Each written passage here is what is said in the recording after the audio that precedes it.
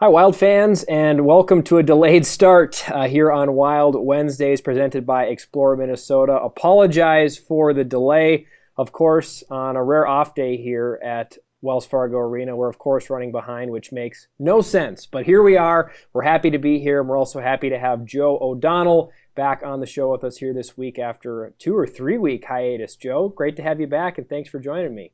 Thanks, Benny, for having me and setting this all up. And the reason we're late is probably me. So let's just push me under the bus and keep moving. Well, looking ahead at the show, looking forward to having everybody back with us here this afternoon. Thanks for joining us on another episode. This is episode 5 already. Man, the time has blown by of Wild Wednesdays. Definitely want to talk about the Rockford trip. Joe, you were on it. We'll get to that. Talk about the status of the big club in St. Paul. They're in action again tonight. Had a huge win over the Vegas Golden Knights on Monday. Kaapo Kähkönen, former Iowa Wild standout goaltender with his first NHL shutout in that performance. So we'll talk about him. We'll also look ahead at this weekend series at home. Finally, the Wild back in action after a full month's time here at Wells Fargo Arena. They'll take on the Chicago Wolves. And we'll have more State of Hockey trivia coming your way as well. And as always, if you have a question for Joe, a question for me, or just a general question that you think that we might be able to answer, definitely give us a comment on our Facebook page for that. So, moving forward, a few housekeeping items to start the show. Next, let's see, Saturday, it's already coming up here on us. We've got a home game against the Chicago Wolves. We do have a one-of-a-kind giveaway item that night. It's a Hunter Warner pair of socks, Hunter Warner's face on a pair of socks. Joe, have you had the chance to see those socks in person yet? Not in person, but when the original design was sort of being conceptualized, which seems like it's probably more than a year. Well, it has to be more than a year ago now. They were supposed to be a giveaway item last season, if I'm not mistaken. So it's been a while. Maybe you should clarify how you say Hunter Warner's socks. They're not actually Hunter Warner's socks. It's a pair of socks with Hunter Warner's face. They're clean. They're new. Right out of the packaging for you, so get here early. That's an excellent point, and I appreciate you making that clarification. We wouldn't want people thinking we were handing out old socks at a game. Some fans might enjoy that, the memorabilia of a used pair of hockey socks or feet socks, but not my cup of tea. I'm with you on that. I think we'll leave the stinky socks to the equipment staff downstairs here at Wells Fargo Arena. So we've got a pair of Hunter Warner socks with his face on it, not his old socks, coming your way on Saturday. And then on Sunday, don't be afraid to take advantage of our spring break ticket pack. That's a ticket, an Iowa Wild hat, an Iowa Wild puck, starting at $20. Head to iowawild.com to get that today. A great opportunity to have some Sunday hockey and enjoying some beautiful weather. Joe, have you had a chance to get outside at all in all the nice weather we've been having here? An early spring, it sure seems, in Des Moines. Yeah, I had a little street hockey with the kids on today, Wednesday, so Monday. Got shorts on right now, which you guys can't see, thankfully, for many of you, because the legs are a touch pasty these days, but I'm enjoying it. I know the cold weather's coming, though. Like, let's be honest about this. It's the Midwest. We're not out of it yet on March the 10th. Like, we're going to get hit again at some point with a week of what I'd say is probably in the teens or the 20s. I just have a feeling that's coming again. Well, just like good weather at this time of year gets snapped, the Wild will be hoping to do the opposite and snap a little bit of bad weather that they've been experiencing recently. They're coming off 3 straight losses on the road. The road trip was not friendly, not only on the ice, but off the ice with the excursion that you guys had down to Texas. But, Joe, you've obviously been on the call for all those games, the Texas trip, the Rockford trip. Last weekend in Rockford specifically, what have you pulled from the Wild's play as of late? I know talking with Tim Army this morning, he's happy with the way the team's playing, just obviously not happy with the results. Yeah, and I think a lot of that's just consistency. And Coach Army's used that word a lot. They've been good for stretches, whether it's specialty teams or 5-on-5 or the goaltending. But I think that overall, when you're in a tough division, which the Wild are, and you're playing those same teams over and over again, there's not a lot of secrets. So there's only so much you can do matchup-wise, right, or tweak your strategy on a given night. At the end of the day, it comes down to getting it done. So I think consistency's been the biggest thing. Still very early into the year, 10 games in, still have 24 to go. So a lot of time to get things righted, but yes, it has been rare. I know you noted, Ben, before we got started that the team hadn't lost 3 in a row, and for like 15 months or something. Obviously, the pandemic paused in there, but you got to go back to pretty much the first third of last season to find this type of skid. And that just speaks to the consistency of this group as a whole, the core group, the coaching staff, and just what they've been able to do over the last couple of years, turning the Wild into a playoff contender on a regular basis. Adversely, what have you pulled that has been on the lesser side that's going to help this team get better sooner than later? There's been some good things, but there also has been some bad. Well, this is really coming from the coach and head coach Tim Army, coming from the horse's mouth, so to speak. Playing with the lead, extending the lead, or not being able to extend the lead. I mean, you look no further back to Sunday in Rockford, where the Wild get themselves a lead. They go into the third period with a lead, and you just kind of felt like they needed the next one. At least that's how I felt. They didn't get it, and the game gets tied, and then you lose in overtime. Same thing was down in Texas, where Iowa had a lead in the second game going for the sweep and couldn't extend the lead. It's way more comfortable when you have that multiple goal cushion. I know there's a lot of talk about a 2-goal lead in hockey, and it's the most dangerous lead, but you'd rather have a 2-goal lead than a 1-goal lead. Let's be honest about it. So, especially with young goaltenders and Hunter Jones and Derek Baribeau, and to some extent Joel Rumpel when he gets an opportunity, I think it's important for this Wild team right now to play with the lead and make your opponent open up their game a bit. And you look at how Iowa really, a lot of nights, dominated their opponent or won convincingly, and a lot of that was because they would have the lead going into the third period, and they wouldn't change their style. They'd get rewarded. They'd add an insurance goal or add an empty netter and skate away with a comfortable victory. The Wild this year have already lost 3 goals in 3 games in regulation when giving up the first goal. They only lost 5 such games a season ago when scoring first in regulation. So that's been a different path for the Wild so far. Scoring first or playing with lead hasn't always equaled a win. I want to talk about some individual statistics. There's been some individuals for this Wild team that have been contributing in a big way. Also want to remind fans, again, if you have any questions or comments or just want to say hi, feel free to shoot us a message on our comment side on this Wild Wednesday afternoon. Great to have you on board with us here. Joe O'Donnell, joined by Ben Gislason. Want to talk about Gabriel Dumont, obviously. 10-game point streak. All 10 games he's got points. Some games he's got more than a point this season. He ties Sam Annis, Jerry Mayhew, literally Iowa Wild royalty names there in those 2 guys for the 10-game point streak mark, the best in franchise history. What has stood out to you about Gabriel Dumont's game and why he's been able to be, like you talked about earlier, Tim Army talking about, consistent? I think it's his health. I think it's the opportunity. He's playing with Will Bitton and Mason Shaw, 2 guys that can really get up and down the ice, guys that can move and distribute the puck. And he's putting himself in some of those high-scoring areas. I mean, Gabriel Dumont has been a great player in this league for a long time. He's been a leader. He's been a guy you hate to play against, a pain in the you-know-what for the opponent. He's always killed penalties. He's been great in the face-off circle throughout his career. He can play wing. He can play center, as we've seen this year. And I think the big thing for him is being able to put himself in those spots, right? He's getting the top power play ice time. He's getting the top penalty kill minutes. And I think he's finding himself in those scoring areas. He's not afraid to go to the front of the net. Most of his goals have been sort of from right in that, the house, so to speak, right outside the goal crease in the low portion of the slot. You're not going to see a lot of highlight reel coast-to-coast goals from him, but he is what he is, and he knows that's his game. And the other thing, we talked about this maybe one of our first Wild Wednesdays after opening weekend, Ben, was that he was comfortable, and again, that health factor. Last year, he had a very up-and-down season because of NHL call-ups and a significant injury suffered in Ontario. He hasn't had to endure that so far this year, and I think it's showing up in the stat sheet. Speaking of showing up in the stat sheet, defenseman Kalen Addison has been there quite frequently so far this season.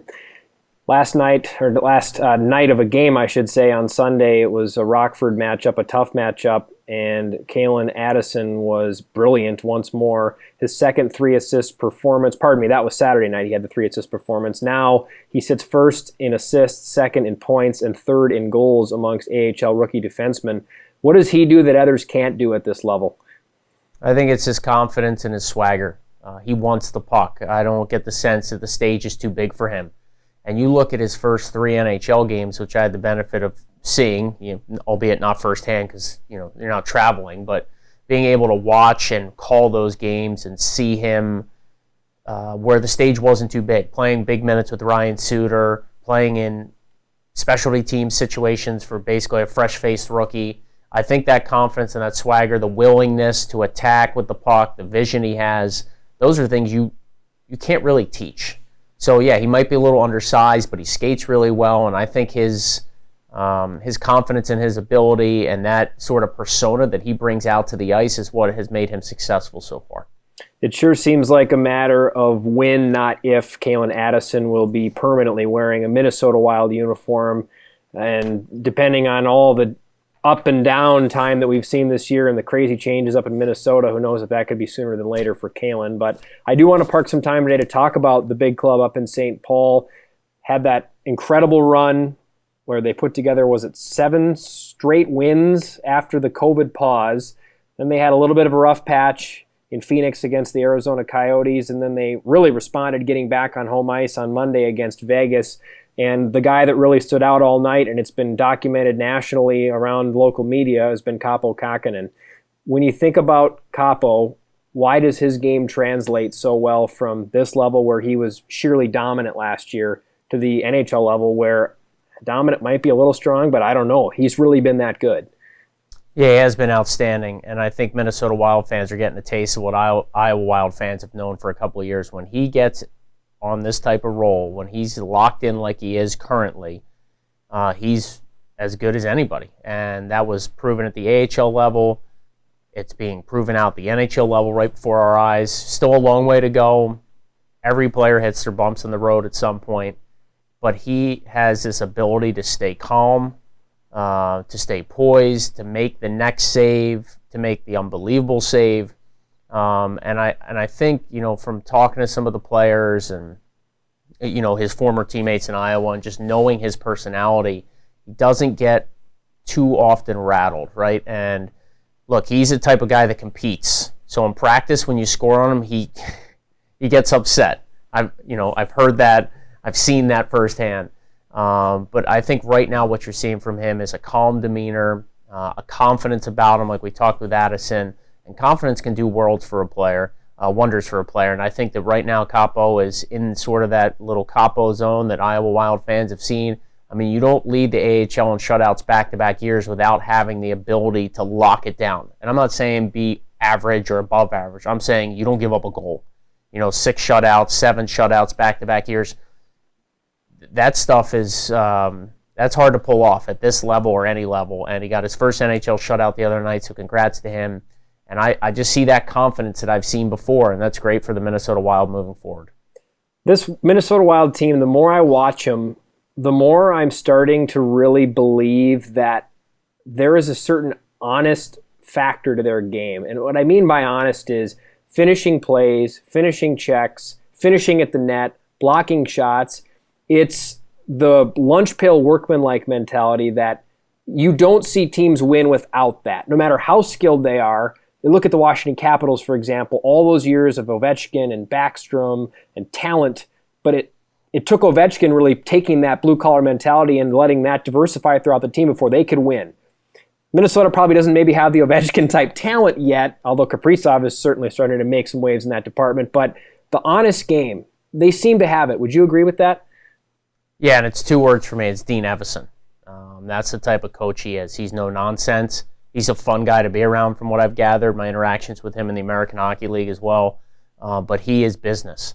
There was a time a few years back where Milwaukee, where Dean was coaching, was in town, and they were playing their 3rd game in 3 days here at Iowa at Wells Fargo Arena. And I talked to Coach Evison before the game. It's an afternoon game. And I said to him, it's 3 games in 3 days. What's the message to the team, or however I phrased it? And he was basically like, there's no excuses. We're asking these guys to come out and work for 20 minutes. And I never looked at it like that before, right? If you're playing a lot in a hockey game, you have 20 minutes of ice time, maybe 24. Some guys are playing 10 minutes or less. So the way he looked at that, like it's 3rd game in 3 days, but I don't care. I'm asking these guys to literally work for 20 minutes today. That's the type of coach he is. That quote has always stuck with me, that interaction, and that's been probably 5 years now. That's the type of guy he is. I think the team has bought into that. Again, he's upbeat, he's fun, but he's detailed and he's hardworking, and that's the way I look at this Wild team. When they were on that winning streak, you could tell they were playing with fun. They were scoring goals, they had confidence, and they were enjoying being on the ice with each other. Sometimes you see hockey teams and it doesn't look like they're having any fun, and a lot of times the struggles coincide with that. But you talk about Kaprizov and Fiala. They have some of these energizing sort of, wow, you got to watch them play type players, these game breakers now, where when they're on the ice, you want to see them. You couple that with the meat and potatoes approach of some of their other guys, whether it's a Nico Sturm or Nick Bonino, Nick Bukestad, guys that they banked on to have bounce-back years with a change of scenery. And now you kind of mesh that all together with the defense core everybody knew was good, and better goaltending this year than they got last year. It's a numbers thing. That's not my opinion. It's just statistically true. I think all that together is why you're seeing a very competitive team and a team that's in a playoff spot. As we move ahead, Joe, do want to take a quick minute here to say that the merchandise store is open, which is a big positive for us. We're excited about it. Kelsey Kent, our new merchandise operations manager, has been working fervently to get that ready to rock. So fans, I know that you've been waiting patiently to get that next hat, that next new sweet sweater. The merchandise store is going to be open for this weekend's games. So be excited about that. I know, Joe, you're a big swag guy, so it's always cool when we're going to be able to unveil some of the new stuff. So that's a big positive looking forward to this weekend. But before we get to talking about this weekend, Joe, I want to go back 2 weeks, and I want to take a second to ask you about the Texas trip, and maybe even not as much the Texas trip, but you've had such a career, and I've heard some of the stories about the things you've had to find a way to finagle your way through and really the minor league hockey style. But I think that the story of you finishing an NHL game at, I think it was midnight in St. Paul, doing the midnight glacier trek on the way down I-35 to get into Des Moines, whatever it was, 3:34 a.m., flight leaves at 6 a.m. from the Des Moines airport. You get on the plane, I can't even imagine you had to know where you were half the time. And then you get into Texas, and then the game that night doesn't happen because of some COVID protocol issues. Where does that rank in your annals of the Joe O'Donnell legacy story in minor league hockey? Well, I think legacy is probably a bit too strong, and I don't know who's telling you all these stories, but hopefully they were speaking somewhat glowingly. But yeah, it was a little chaotic. You have to love what you do to do a lot of these things, and I love my job. So I think that's the biggest thing is, I had a chance to call an NHL game. I wasn't going to turn it down. I wasn't going to complain about the start time or when I was going to get out of there, and I knew I had to be back in Iowa because the team was flying out, and part of my duties is to make sure that all of our travel goes as smoothly as possible when I can control it. So left Xcel Energy Center, I think it was 12:20-ish or so in the morning after that 9:30 puck drop. Made it to Wells Fargo Arena about 3:45 or so pretty decent time. I was safe about it, I felt like. I actually didn't get too tired, which was stunning. And then quickly changed clothes, washed my face in the locker room just so I wasn't so disgusting, put some deodorant on, and I went to the airport and was gladly greeted by the Iowa Wild players and staff. I'm sure they were just so thrilled to see me back. And the team flew to Texas, and then unfortunately, in today's environment, we've talked about it. I mean, you just don't know day to day how things are going to go, what the test results are going to be, how the opponent you're playing is going to shape up. So that first game got postponed, and then our travel back was a complete gong show where we missed a connection, which was nothing we could do about it. Wasn't even weather related, just one of those. Turned into a travel day, and had to spend the night in Denver. So ended up being on the road for 13 days basically. But the players, on the Iowa portion of the trip were great. They handled it well. The staff too. Everybody was respectful and understanding that it was just sort of one of those tough days. And glad to get back here now and kind of get situated home for a few days. I'm sure it's one of those stories that in the moment you're sitting there going, what in the bleep am I doing? Yeah. And then as the days, weeks, months, years go by, you're only going to look back on it more and more fondly as a big chapter in your story. But I appreciate you answering that for me. I was curious. I wanted to, and I'm sure the fans wanted to know it too, because I don't know how many of the fans knew that was the journey. So if anybody's wondering how committed, which I don't think anyone is, Joe O'Donnell is to calling Iowa Wild hockey, there's your answer, right there. I have one piece of advice for you, Benny. start writing your book from now. Yeah. Because I did not write down enough things that happened over the last 15 years. And going back on it now, the memory is faded. But even if you just jot down the logistics, the generalities, it'll help your brain if someday you do decide you want to transcribe some of the chaos that's either, I'm sure you saw in the USHL with the Bucks or in the American Hockey League as you start your AHL tenure. But you will see some stuff in the jungle, as it's known, that you just didn't think was reality. But that's minor league sports, business staff, hockey staff. I mean, we all go through it.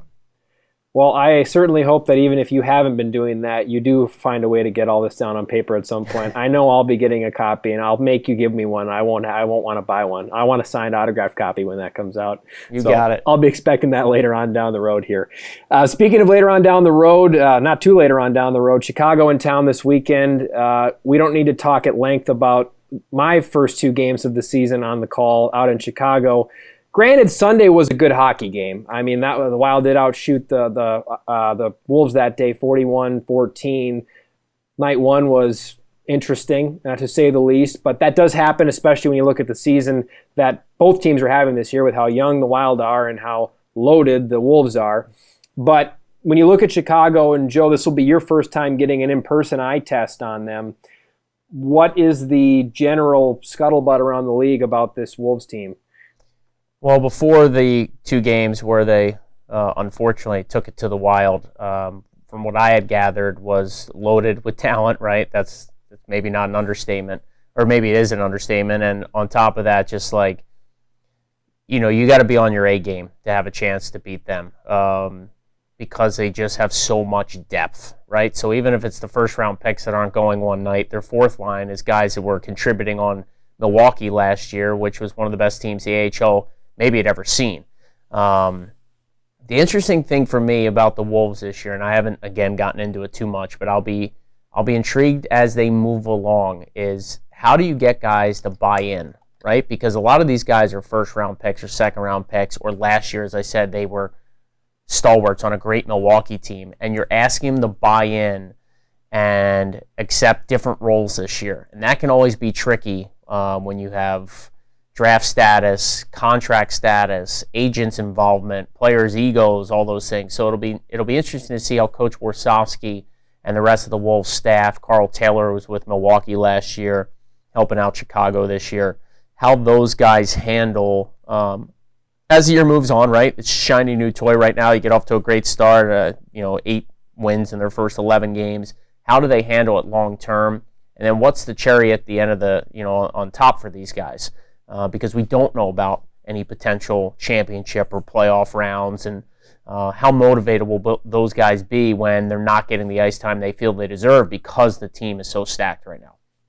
I was going to ask you this, and I should have asked you this after I noticed it when I looked at their line charts it was Saturday night of that weekend.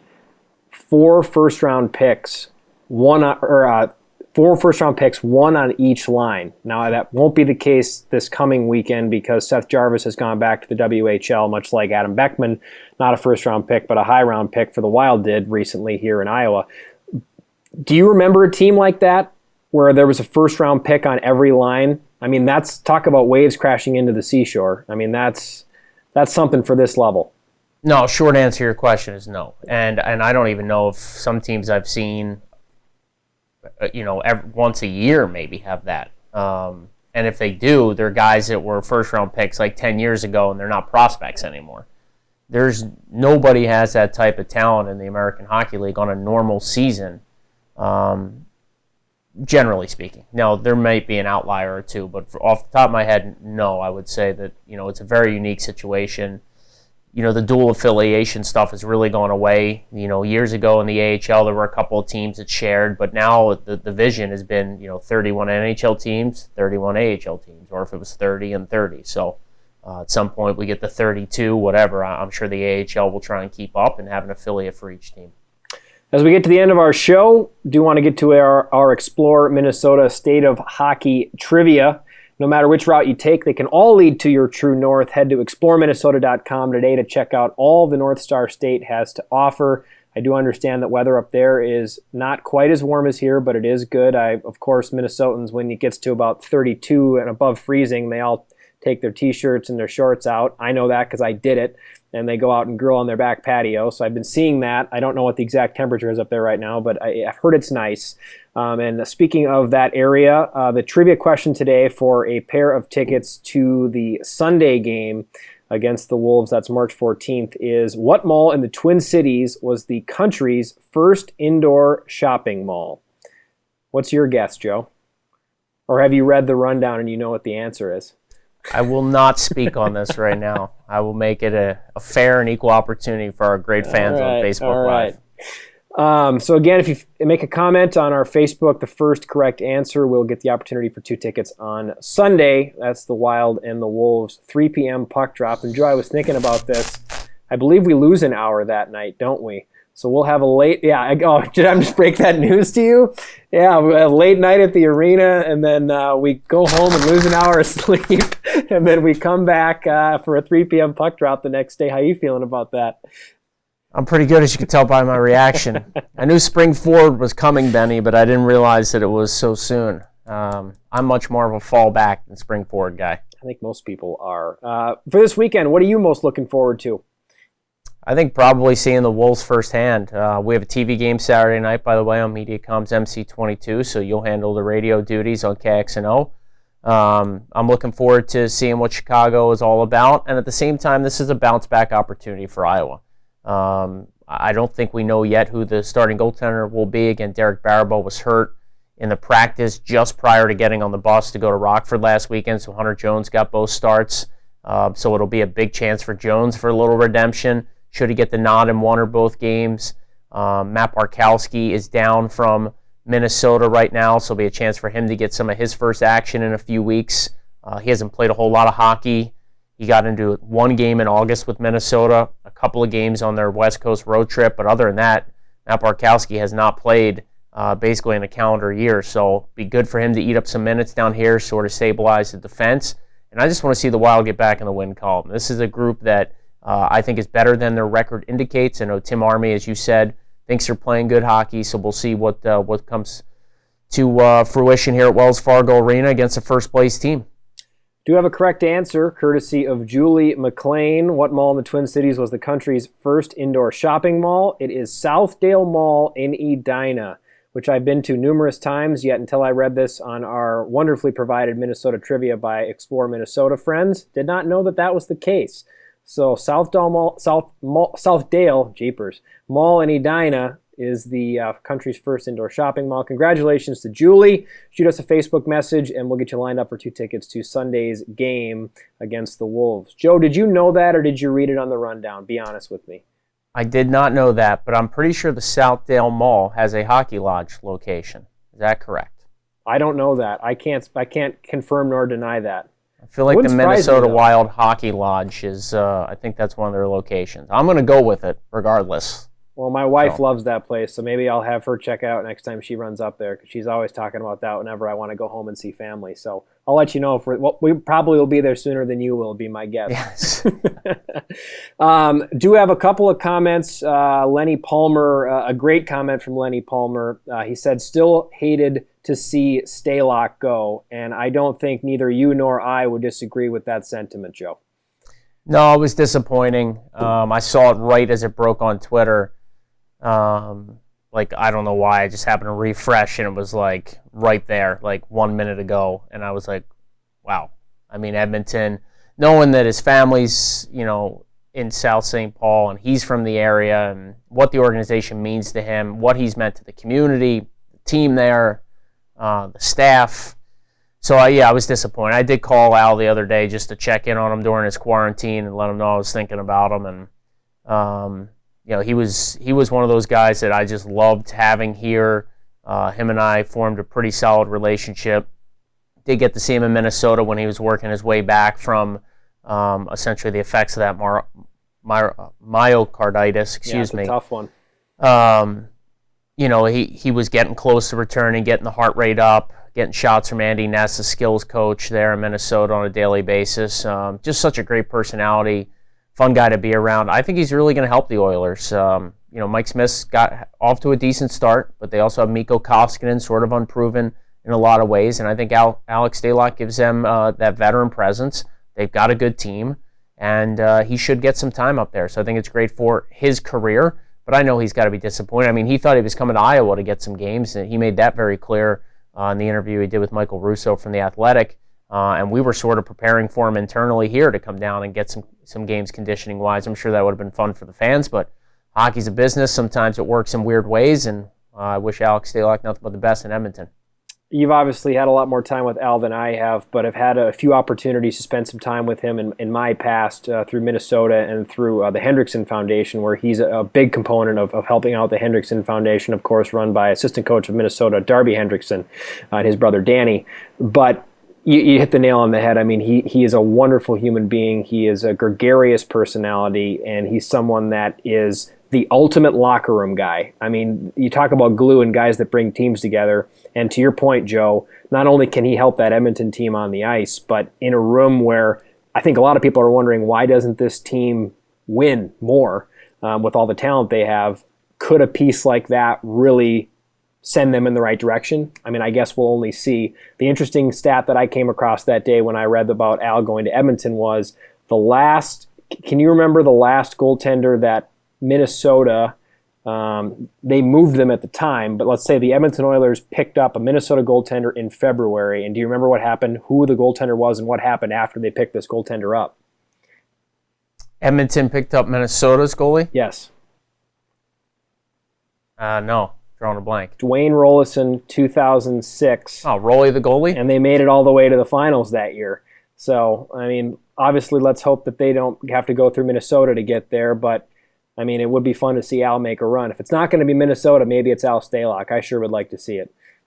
Yeah, I think he's going to have a lot of success up there, and they got a heck of a hockey team. Anytime you have Connor McDavid rolling out every other shift, I think you're in okay hands. Yeah, okay to say the least. Well, this has been great, Joe. I don't think we have too many more comments. Just some people giving you some love, which you well deserve. Lenny with some love about how you're a true team player. I've seen that more times than I can even count. Lenny, you're indeed right. Joe is a team player.